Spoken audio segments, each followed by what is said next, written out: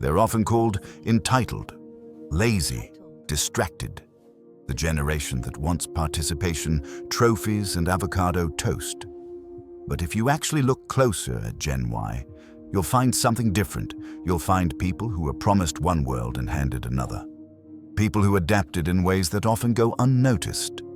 So why do they think and act the way they do? Gen Y, the millennials, were born roughly between 1981 and 1996. They grew up during a strange in-between time. They remember life before smartphones, but they also became the first generation to truly live online. They watched the world shift from analog to digital right in the middle of their formative years. And that shift changed everything about how they see themselves and others. As children, many of them were told they could be anything. Their parents, often baby boomers, encouraged ambition. Schools reinforced the idea that hard work leads to success. But then came the 2008 financial crisis, right as many of them were entering adulthood. The rules changed overnight. Stable jobs disappeared.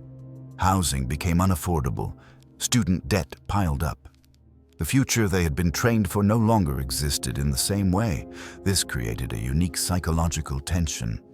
On one hand, Gen Y carries the expectation that they should achieve great things. On the other hand, they've experienced firsthand that the system doesn't always reward effort. That contradiction sits quietly in the background of their lives, shaping how they make decisions, how they view work, and how they define success.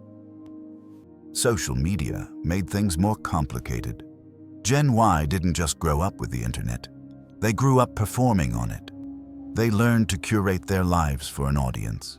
They watched their peers post achievements, vacations, promotions, and even when they knew it wasn't the full picture, the comparison still got in. This constant measuring against others became a background noise that never really stops.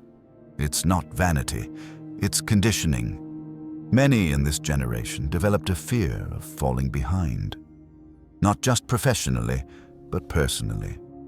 There's a quiet anxiety that comes from seeing everyone else appear to move forward while you feel stuck. This fear often leads to overwork, burnout, and a strange guilt about resting. They push themselves not because they love hustle culture, but because stopping feels dangerous. At the same time, Gen Y tends to crave meaning in ways previous generations didn't always prioritize. They're less likely to stay in jobs that feel empty, even if those jobs are stable. They want to feel like their work matters. This isn't entitlement. It's a response to growing up in a world that promised purpose and then made it hard to find. Internally, many millennials carry a kind of silent stress. They're often sandwiched between aging parents and their own delayed milestones. Many haven't bought homes. Many postponed or reconsidered having children. They're navigating adulthood without the traditional markers that used to define it, and that creates a quiet identity confusion. They know what adulthood was supposed to look like. They just don't see it in their own lives. This pressure rarely gets expressed outwardly. Gen Y learned early that vulnerability can be risky, especially online. So they cope quietly. They scroll, they distract, they keep moving. But underneath the productivity and the curated calm, there's often a low hum of exhaustion that never fully goes away. What's often missed in the conversation about millennials is how adaptive they've had to be. They entered the workforce during a recession. They adjusted to a gig economy. They learned new technologies constantly. They renegotiated what success means when the old definitions stopped working. That's not weakness. That's resilience shaped by necessity.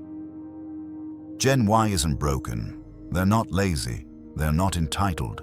They're a generation that absorbed a specific set of pressures and found ways to keep going, even when the path forward wasn't clear. Their psychology makes sense when you understand what shaped it. Maybe that explains something about you, or maybe it explains someone you know.